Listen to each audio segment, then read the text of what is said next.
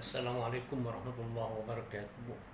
Alhamdulillah, syukur Allah Subhanahu wa taala kerana kita masih dapat bersama-sama meneruskan kehidupan kita yang penuh cabaran ini, terutamanya di saat cabaran COVID-19 bertembung pula dengan bulan puasa dan cukup mencabar bagi orang Islam untuk melaksanakan ibadat pada bulan yang mulia ini. Namun tuan-tuan para pendengar, sesungguhnya Allah Subhanahu wa taala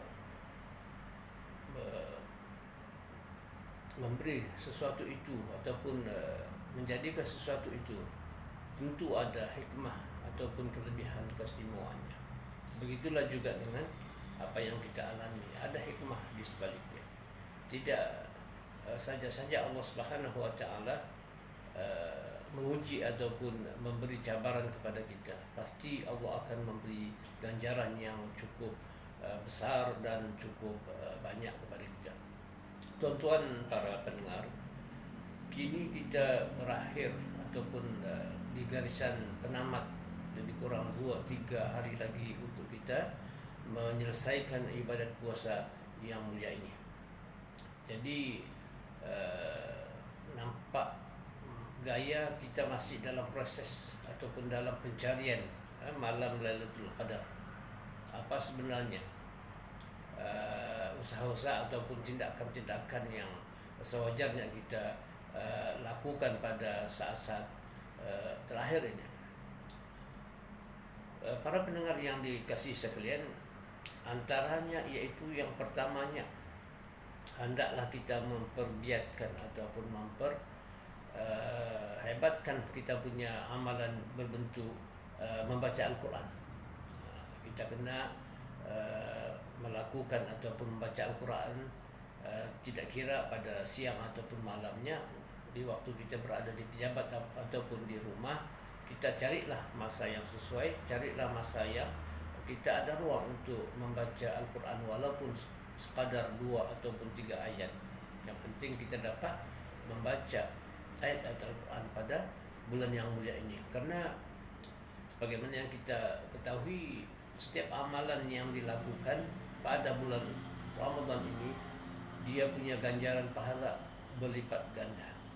Tidak seperti pada bulan-bulan yang lain daripada bulan Ramadan. Oleh itu, rebut peluang.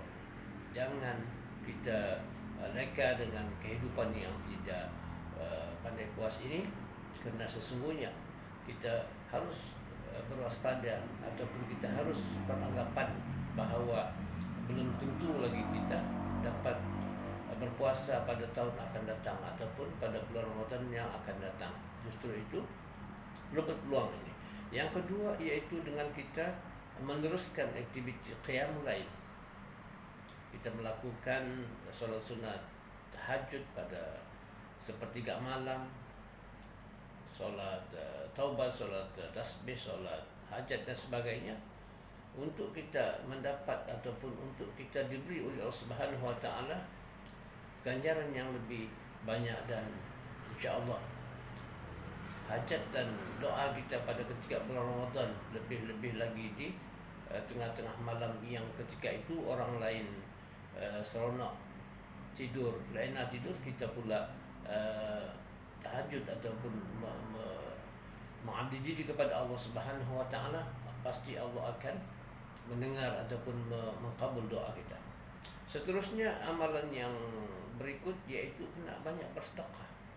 Bersedekah walaupun sedikit, walaupun 2-30 sen, tetapi ikhlas kerana Allah Subhanahu wa taala, itu lebih bermakna, itu lebih dikira oleh Allah Subhanahu wa taala berbanding banyak tetapi tidak ikhlas kepada Allah Subhanahu wa taala.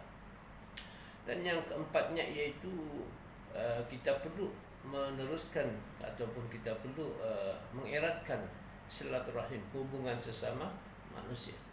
Walaupun ketika ini barangkali kita tidak dapat melaksanakan ibadat tarawih bersama kawan-kawan, bersama rakan-rakan di masjid ataupun di surau, namun itu bukan satu halangan ataupun penyebab untuk kita tidak dapat berinteraksi ataupun tidak dapat berhubung dengan sahabat-sahabat ataupun teman-teman.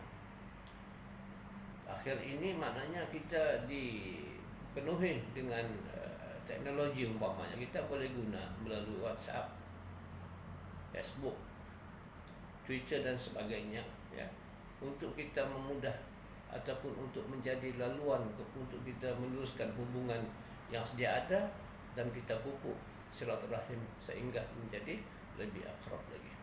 Tuan-tuan para pendengar yang dimuliakan Allah Subhanahu wa taala, sesungguhnya banyak ataupun terlalu tidak dapat dikira peluang ataupun cara untuk kita mengambil peluang dalam last ataupun akhir Ramadan ini. Oleh itu mari kita sudahi dengan lafaz wabillahi taufiq wal hidayah. Wassalamualaikum warahmatullahi wabarakatuh.